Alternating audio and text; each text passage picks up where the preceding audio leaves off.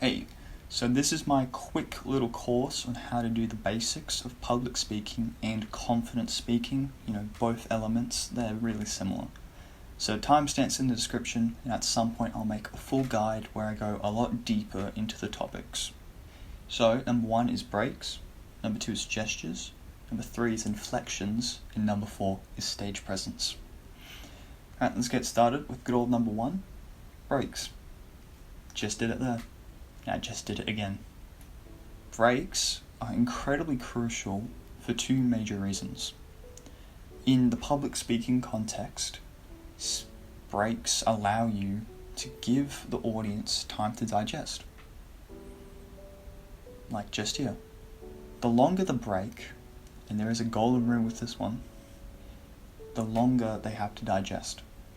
So if your serious topics, like a serious statistic, a statement, they need roughly 1 to 3 beats. So 1, 2, 3. Here, in one of my speeches, I had, what was the opening line? It's like the whole welcome, yada yada yada.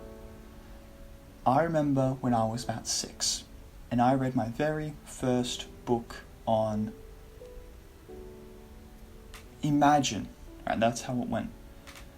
So when you do those 1, 2, 3, it draws people in because they're wondering, this guy's on stage, everyone else on stage is in my face screaming at me, no breaks, and he's just finished one sentence and he's already stopped.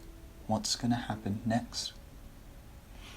This is literally one of the most golden principles with public speaking. If you can get breaks right, then you're going to go so far.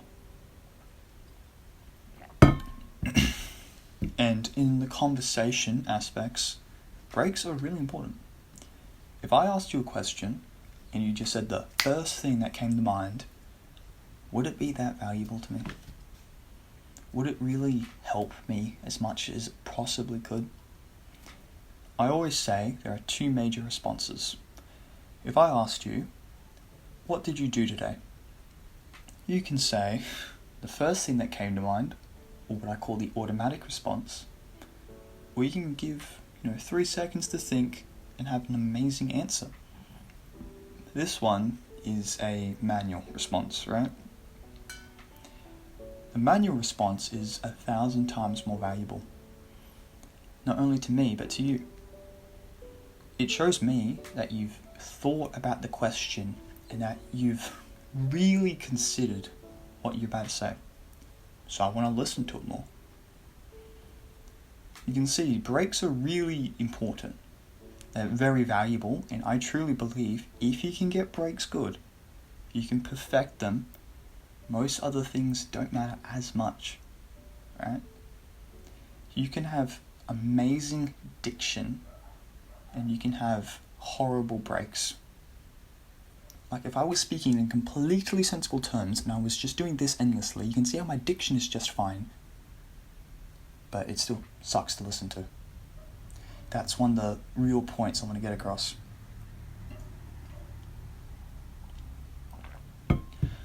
Number 2, this is gestures. Gestures are very important, and you can see I'm a little bit restrictive in it. I've started to read and hear about this a lot more, but the power sphere from like your belly button to your eyes, this whole area. If you go above it, it's useless. If you go below it, it's not going to help you much. So try and keep your gestures between here, and I have noticed it is far more valuable. Also, when you talk, you're using your voice to speak, not your hands. So don't make your gestures something you chuck in constantly. It's okay to just sit there, to think, and then when you have a good response, this applies to public speaking and conversations, by the way, you don't have to flail your hands. Just leave them. When you're speaking and you're trying to add to it, that's when you use gestures. So just really calm it down and only use it when it actually adds to the purpose of the gestures. Number 3, now this is a big one. Inflections. Monotones are incredibly boring. You can't sit here like this and I can just speak on the same level and it's not interesting. Naturally, when you have a monotone, your inflection dips drastically. Inflections is like up, down, up, down, up, down. It's how your voice just operates.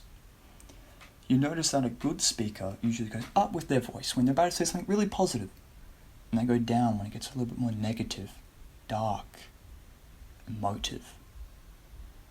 It's a very beautiful skill, and I would truly recommend you practice this one.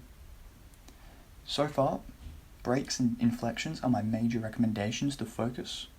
Gestures, incredibly important, but these two come first. This is a really important one that ties it all together. Stage presence. It is great if you can give an amazing oral presentation. But if you're stuck there behind a lectern, shrouded with your inflections, like, oh, it's okay. No. Just walk. Don't pace. Very fine line when it comes to presence on the stage.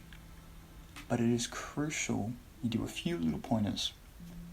Eye contact, stopping, and walking. Very important. These are the three major things you should always remember about being on stage. They're like two little separate things.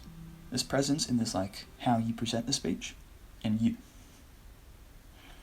You can give an amazing one, but if the other one sucks, they both suck. It's like an assignment that's like 50%. If you do good on one, 50%, but the other sucks, you're going to bomb the assignment still, right? You can't hard carry it one way, can't hard carry it the other. So presence is fixed simply by almost acknowledging other parts of the crowd.